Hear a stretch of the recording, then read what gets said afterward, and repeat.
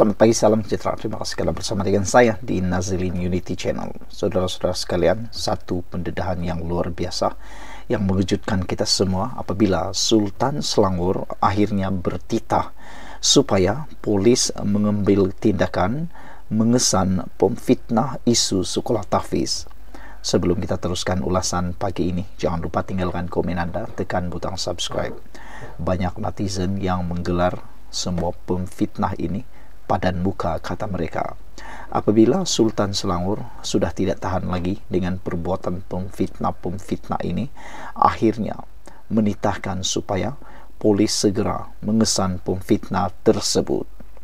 Sultan Selangor, Sultan Syarafuddin Idris Shah, bertitah supaya pihak polis mengesan kumpulan pemfitnah yang menyebarkan dakwaan kononnya lebih 200 buah sekolah tahfiz di negeri itu telah diarahkan tutup. Golongan ini perlu segera memberhentikan perbuatan khianat dan tidak bertanggung jawab ini, dan andai kata mereka meneruskan perbuatan fitnah dan khianat ini, beta mohon pihak polis segera mengesan kumpulan pemfitnah ini dan mengambil tindakan undang-undang terhadap mereka, kata titah baginda. Pada hakikatnya, beta telah menitahkan agar langkah pemutihan diambil terhadap sekolah-sekolah agama dan tahfiz swasta dan persendirian yang tidak berdaftar, dengan mengarahkan pendaftaran dibuat bagi memastikan sekolah-sekolah ini adalah selamat dari segi ciri-ciri keselamatannya dan mempunyai suasana pembelajaran yang selesa untuk para pelajar menimba ilmu. Titah baginda pada mesyuarat Majlis Kebangsaan bagi Hal Ehwal Agama Islam Malaysia kali ke-70 di Masjid Sultan Salahuddin Abdul Aziz Shah di Shah Alam hari ini.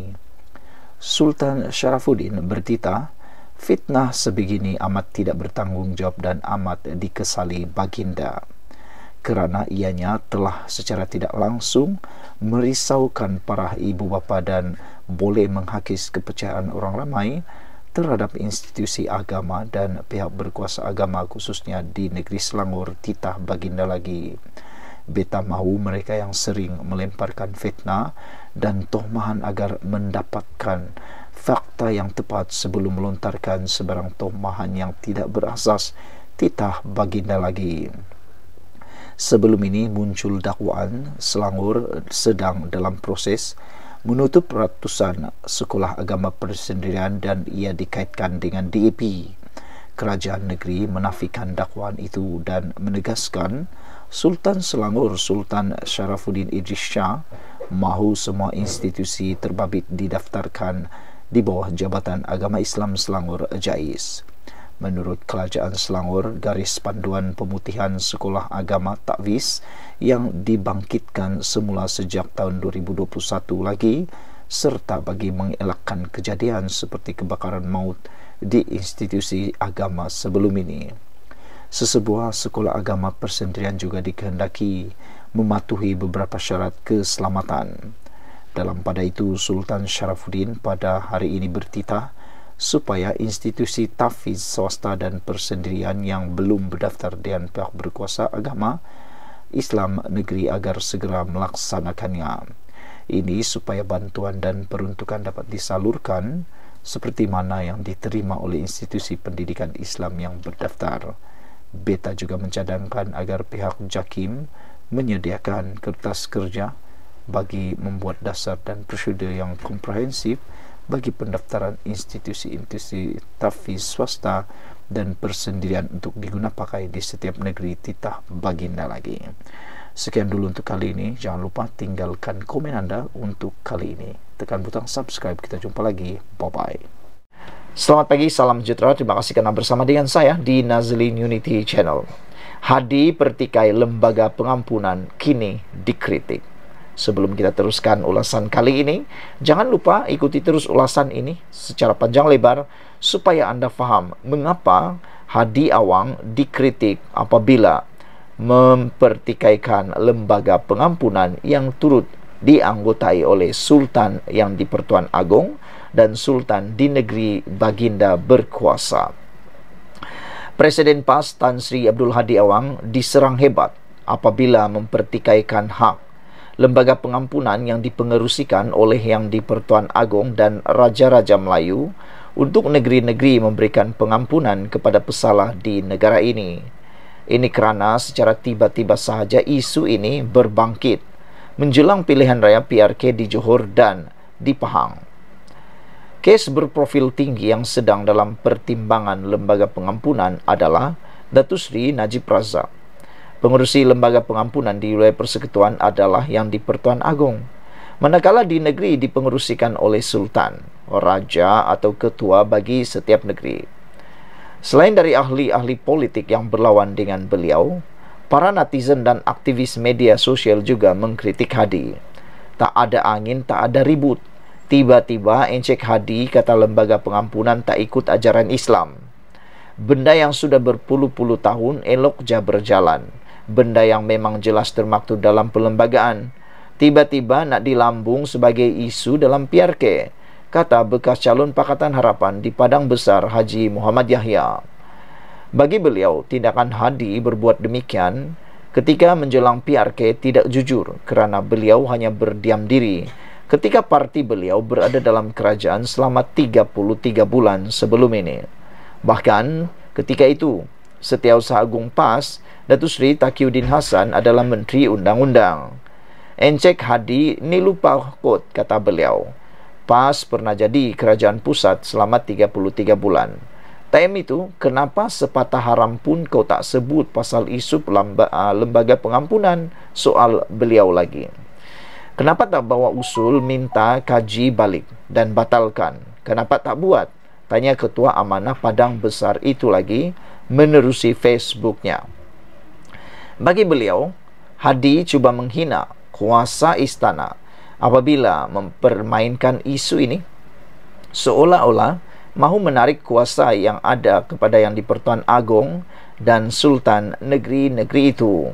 Dan yang lebih menggusarkan beliau adalah para penyokong PAS masih terus menyokongnya dan menyifatkan ia sebagai hujah terbaik. Dalam isu yang jelas, Encik Hadi cuba menghina dan mempersoalkan kuasa-kuasa yang melibatkan pihak istana dan hal-hal melibatkan pengampunan. Puak-puak walaun masih bertakbir, masih puji konon hujah Encik Hadi memang terbaik, kata beliau lagi. Saudara-saudara sekalian, adakah dengan tindakan Abdul Hadi Awang ini untuk mempertikai lembaga pengampunan ini akan membawa kepada satu detik yang lebih besar dalam kerjaya politik Hadi? Sebagai mengambil contoh, tindakan yang telah dikenakan terhadap Sanusi Mak Nur kerana didakwa telah menghina Sultan Selangor dan telah mempertikai dan memperkecilkan titah Yang di-Pertuan Agong. Adakah dengan mempertikaikan kuasa lembaga pengampunan ini akan membawa juga kepada masalah besar kepada Hadi Awang? Persoalan itu anda boleh jawab dalam ruangan komen. Sebelum kita berpisah, jangan lupa tinggalkan komen anda tentang isu kali ini. Tak ada angin, tak ada ribut, tiba-tiba Encik Hadi kata lembaga pengampunan tak ajaran Islam. Itu menurut daripada pemimpin amanah ini.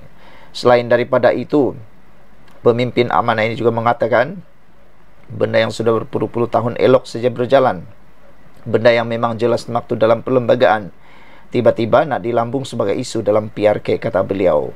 Selain daripada itu, beliau juga mengatakan bahawa tindakan Hadi berbuat demikian ketika menjelang PRK tidak jujur kerana beliau hanya berdiam diri ketika parti beliau dalam kerajaan selama 33 bulan sebelum ini. Selamat pagi, salam sejahtera. Terima kasih kerana bersama dengan saya di Nazilin Unity Channel. Ini satu lagi pendedahan luar biasa yang betul-betul mengejutkan kita semua. Hadi Awang baru-baru ini membuat dakwaan kononnya pemimpin-pemimpin PAS yang telah pun keluar meninggalkan PAS. Mereka meninggalkan PAS kononnya didakwa oleh Hadi Awang takut kalah pilihan raya. Tapi akhirnya seorang pemimpin daripada Malaysia tampil pula mendedahkan sebaliknya. Berani juga wanita ini. Beliau berkata, Hadi Awang biarkan Pakatan Rakyat terbubar sebab takut kalah pilihan raya. Oh, rupa-rupanya ini yang berlaku. Hadi Awang kata mereka tinggalkan PAS sebab takut kalah pilihan raya. Tapi Presiden PAS dikatakan, Ketua Wanita Amanah mengatakan bahawa Hadi Awang biarkan Pakatan Rakyat terbubar sebab takut kalah pilihan raya. Itu pula pendedahan sebaliknya. Lain yang dijangka, lain yang berlaku. Presiden PAS Tan Sri Abdul Hadi Awang sengaja membiarkan Pakatan Rakyat PR terbubar disebabkan beliau takut kalah dalam pilihan raya umum ke-14 jika terus bersama dengan gabungan tersebut. Ketua Wanita Amanah Nasional Aiman Athira berkata demikian sebagai memulangkan paku buah keras kepada Abdul Hadi susulan dakwaannya bahawa bekas pemimpin PAS menyertai Amanah adalah kerana takut kalah dalam pilihan raya. Kepimpinan Haji Hadi memilih untuk membiarkan PR terbubar disebabkan dua faktor utama, kata beliau. Pertama, takut kalah PRU 14 kerana sudah hilang keyakinan dapat menjadi kerajaan persekutuan menerusi pilihan raya bersama Pakatan Rakyat. Kedua, Haji Hadi tahu bahawa jika terus kekal bersama Pakatan Rakyat yang dipimpin oleh Datuk Seri Anwar Ibrahim, peluang PAS untuk menjadi Perdana Menteri adalah sangat sukar kerana perlu terlebih dahulu menafikan Anwar, katanya dalam hantaran di Facebook hari ini. Terdahulu dalam ucapan Hadi Awang di markas PAS Bakri mendakwa tindakan segelintir ahli dan bekas pemimpin parti itu menyertai Amanah adalah kerana takut kalah dalam pilihan raya. Beliau turut menyifatkan mereka sebagai lemah semangat sehingga sanggup meninggalkan dasar perjuangan PAS. Selepas PRU 14 pada 2018, bekas pemimpin PAS termasuk bekas timbalan Presiden PAS sendiri iaitu Datuk Seri Muhammad Sabu bersama Allahyarham Datuk Seri Salahuddin Ayub, Datuk Seri Dr. Mujahid Yusof Rawah dan Khalid Samad telah dilantik sebagai menteri. Keputusan itu, kata Aiman Athira, antara bukti untuk menepis dakwah Abdul Hadi yang menuduh mereka menubuhkan dan menggerakkan Amanah kerana takut kalah. Pada masa sama, beliau mendedahkan bahawa pergeseran PAS di dalam Pakatan Rakyat sebenarnya bukan di antara PAS DAP, tetapi sebaliknya adalah di antara PAS PKR atau lebih tepat adalah PAS Anwar. Isu sebenar adalah Haji Hadi tidak boleh menerima pandangan dan kepimpinan orang lain. Keputusan majoriti AJK PAS Pusat pun dilanggar.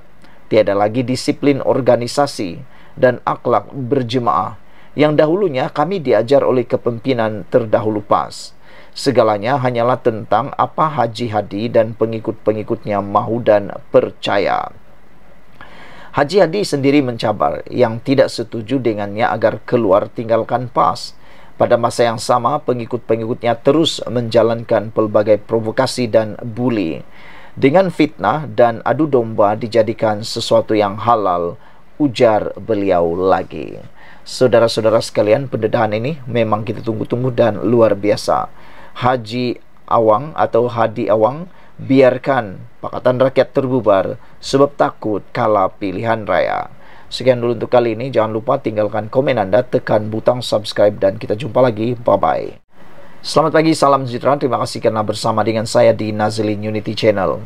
Kenyataan Presiden PAS Datuk Seri Hadi Awang baru-baru ini, Tan Sri Hadi Awang baru-baru ini membuatkan kita semua terkejut apabila beliau cuba mempertikaikan atau cuba mempersoalkan tentang lembaga pengampunan yang mana kuasanya di bawah kuasa Sultan yang di Pertuan Agong dan Sultan di negeri-negeri yang lain. Ini telah memberikan satu persoalan besar dipetik daripada Malaysia kini. Adakah PAS cuba mengurangkan kuasa Raja-Raja Melayu? Itu persoalan yang ditulis daripada penulis di Malaysia kini. Amanah Kelantan tampil mempersoalkan tujuan Abdul Hadi bercakap mengenai bidang kuasa lembaga pengampunan terhadap pesalah jenayah. Pengarah Biro Kanun Amanah Kelantan Hisham Fauzi mempersoalkan apakah kenyataan anggota Parlimen Marang itu bermaksud untuk mengurangkan kuasa Raja-Raja Melayu. Adakah sama ada cadangan PAS kenyataan Abdul Hadi ini bermaksud untuk mengurangkan kuasa Raja-Raja Melayu. Kerana kuasa pengampunan ini adalah salah satu bidang kuasa Raja-Raja Melayu mutlak. Adakah mereka bersedia untuk melaksanakannya dahulu di negeri-negeri mereka, yaitu di negeri PAS, perintah seperti Kelantan, Terengganu, Kedah, dan Perlis? Menurut beliau, cubalah di negeri PAS sekiranya benar seperti apa yang dikatakan Presiden PAS itu. Katanya dalam kenyataan kepada Malaysia Kini hari ini. Hadi ketika berucap dalam ceramah Perdana Perikatan Nasional Johor di Markas PAS kawasan Bakri di Johor Muar Johor malam tadi turut berkata, PAS mahu peruntukan undang-undang yang ada sekarang ditukar kepada peraturan Islam, termasuk mengenai pengampunan. Kes jenayah dalam Islam yang berhak mengampun adalah mangsa jenayah. Kalau dia mati melibatkan kes bunuh, adik-beradik dia, ibu, bapa dia atau wali dia yang berhak mengampun, bukan lembaga pengampunan, kata Abdul Hadi Awang. Lembaga pengampunan ini ialah yang di Pertuan Agong, Perdana Menteri Peguam Negara, kata Hadi Awang lagi. Tambahnya, selain itu, PAS juga mahu waris atau mangsa sesuatu perbuatan jenayah diberikan pampasan. Namun dakwa Abdul Hadi Awang, langkah tersebut mendapat tentangan pihak lawan PAS, khususnya DAP dan Amanah dan sebahagian UMNO. Sementara itu, Hisham berkata, kenyataan Abdul Hadi itu seolah-olah menyalahkan parti Amanah, UMNO dan DAP dalam keadaan undang-undang yang ada pada hari ini. Sedangkan, katanya, PAS ketika wakil rakyatnya menjadi Menteri Hal Ehwal Undang-Undang sebelum ini juga tidak mengambil sebarang langkah untuk melakukan sebarang pindaan atau perubahan terhadap undang-undang sedia ada. Undang-undang berkaitan dengan pengampunan yang ada hari ini sudah pun lama terdapat dalam perlembagaan Malaysia sejak penubuhan negara Malaysia lagi. Ia telah diterima pakai sejak sekian lama. Sekiranya PAS ingin membawa apa-apa pindaan atau perubahan, kenapa mereka tidak lakukan semasa menjadi kerajaan dahulu? Selama 33 bulan mereka menjadi kerajaan dan berada dalam kerajaan.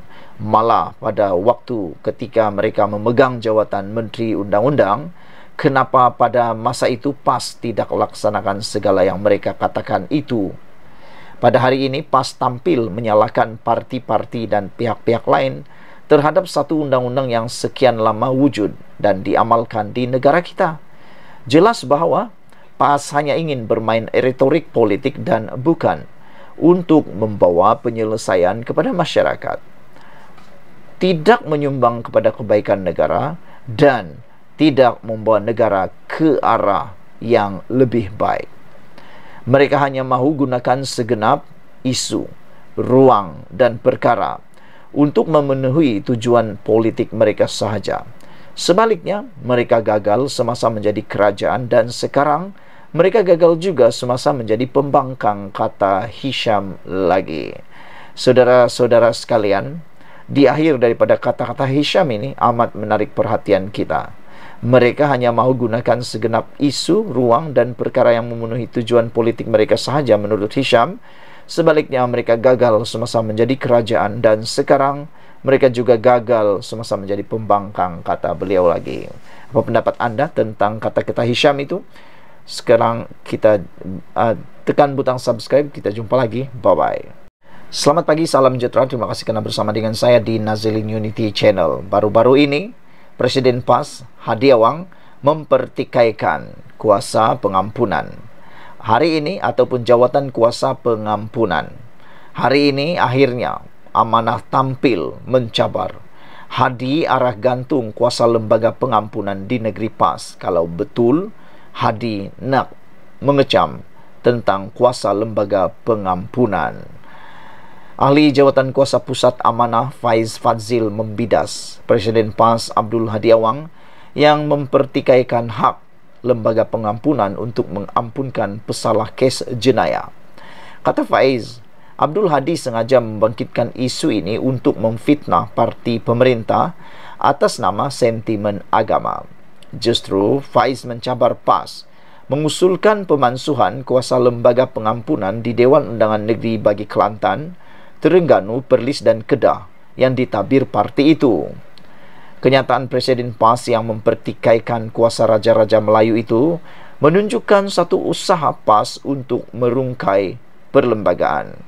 Abdul Hadi sendiri sedar bahawa lembaga pengampunan adalah kuasa yang diberikan kepada Yang di-Pertuan Agong bagi kesalahan dilakukan di wilayah persekutuan dan kepada Sultan ataupun Raja bagi negeri Baginda.